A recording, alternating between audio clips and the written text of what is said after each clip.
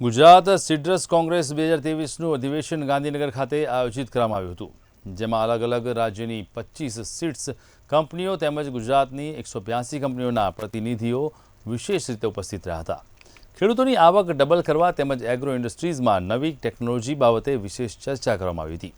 Gujarat sits કોંગ્રેસના પ્રમુખ doctor Narayan પટેલે આ આયોજન અંતર્ગત પોતાના વિચારો વ્યક્ત કર્યા હતા અને સાથે જ આ કાર્યક્રમમાં ગુજરાતમાંથી વધુમાં વધુ બિયારણનું એક્સપોર્ટ થાય અને નકલી બિયારણોથી ખેડૂતો બચે તેવા તમામ મુદ્દાઓ આજે બિયારણ ક્ષેત્રના તજજ્ઞ વૈજ્ઞાનિક સાથે સંવાદમાં કરવામાં આવ્યો હતો. કૃષિમંત્રી રાઘવજી પટેલ પણ વિશેષ ઉપસ્થિત રહ્યા હતા અને બીજ ઉદ્યોગોમાં કામ કરતી મહિલાઓને સન્માનિત કરવામાં આવી હતી. હું જે રાજ્યોમાં વેપાર કરું છું એમાં બધા જે કરે છે એનો ખ્યાલ હશે કે ગુજરાત જેવો જો સપોર્ટ સરકારનો મળે એવું મેં ક્યાંય જોયો નથી.